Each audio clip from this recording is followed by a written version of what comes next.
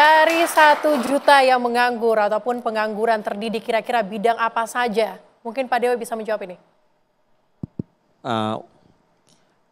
Kalau ditanya bidang apa aja ya, mungkin saya nggak punya angkanya yang precise ya on top of mind saya. Tapi beberapa data yang terakhir tahun lalu dari Survei Angkatan Kerja Nasional misalnya kalau yang kita perhatikan itu yang, nah yang menarik mungkin begini dulu.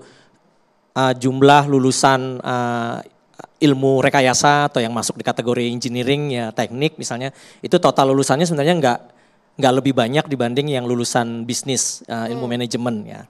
Nah tapi dari situ bisa kita duga mereka yang lulusan ilmu bisnis dan manajemen misalnya itu yang menganggur, yang berstatus menganggur atau menjawab mereka sedang menganggur itu jauh lebih banyak relatif terhadap total lulusan yang sama dibanding teman-teman yang hanya lulusan engineering atau teknik.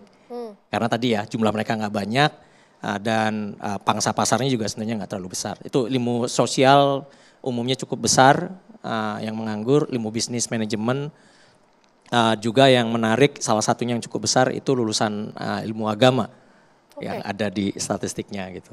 Kenapa?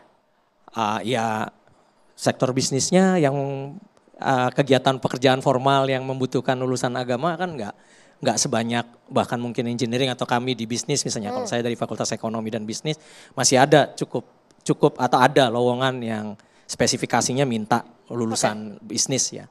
Tapi yang lulusan agama kan nggak banyak. Gitu. Tapi sempat disurvei di masa depan pekerjaan yang dibutuhkan kira-kira apa saja dari bidang apa?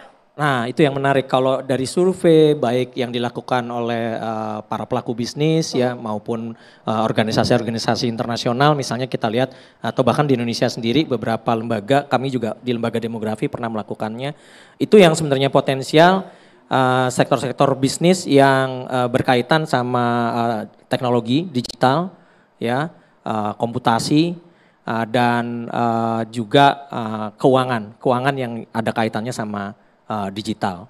Tapi berarti keuangan yang spesifik begitu? Iya. Dan keuangannya nggak cuma yang istilahnya accounting ngitung duit ya. Tapi juga keuangan misalnya yang kaitannya dengan desain sistem keuangannya. Makanya tadi pakai sistem digital mungkin ya. Atau yang dia sudah menggunakan aplikasi.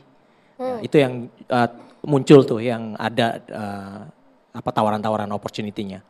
Oke, saya juga pengen tahu dari DPR kira-kira melihat ini 1 juta begitu Pak. Dari mana angkanya Mbak Sally 1 juta itu? 1 juta kan disampaikan langsung. Disampaikan oleh siapa? Kementerian. Kementerian mana? Ketenagakerjaan.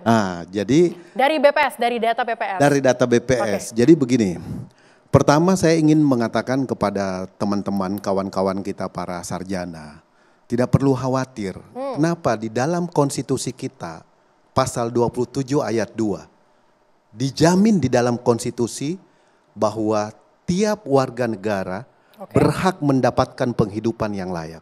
Artinya negara akan hadir dalam mendorong penciptaan kualitas hidup warga negaranya. Jadi ada di dalam konstitusi. Kalau Mas Yoga misalnya sudah tamatan S2 lalu kemudian ini berarti kan ada sesuatu yang kita mesti review kembali.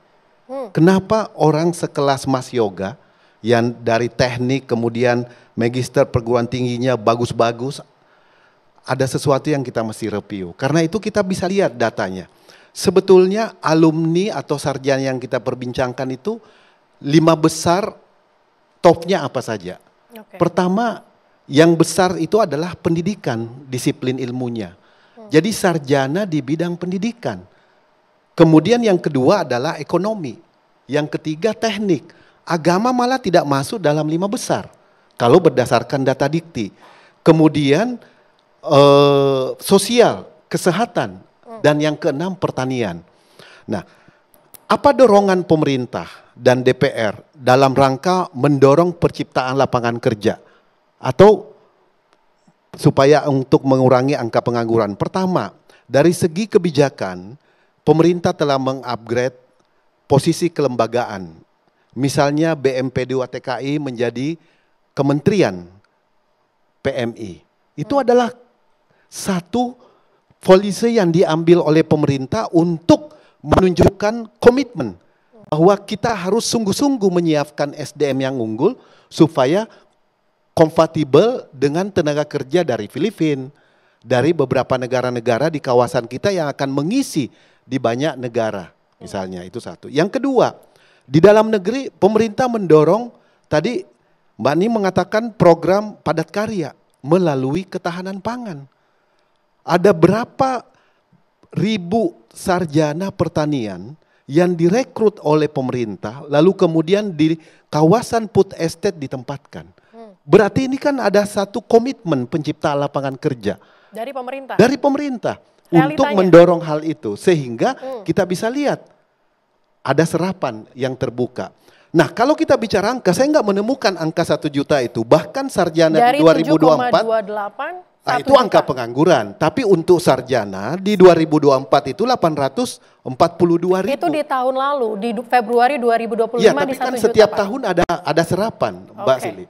Coba kita lihat, 1% pertumbuhan ekonomi kita berdasarkan data Kementerian Keuangan itu membuka 950 ribu lapangan kerja baru, 1% dari PDB. Ini kualitasnya terus meningkat. Kualitas pertumbuhan ekonomi kita terus meningkat. Yang dulu di 2020 waktu COVID pernah mengalami penurunan yang sangat drastis. Tapi sekarang udah rebound dan terus meningkat dari tahun ke tahun. Kemarin kita turun pertumbuhan ekonominya.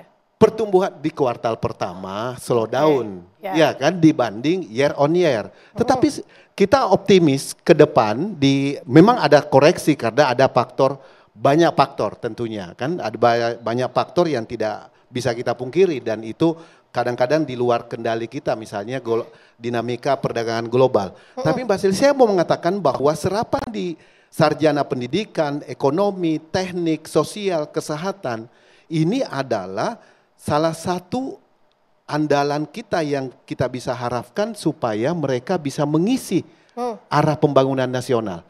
Kita udah menetapkan RPJMN 2025-2030. Di situ Mas Yoga, kalau buka di situ, udah ditentukan koridornya.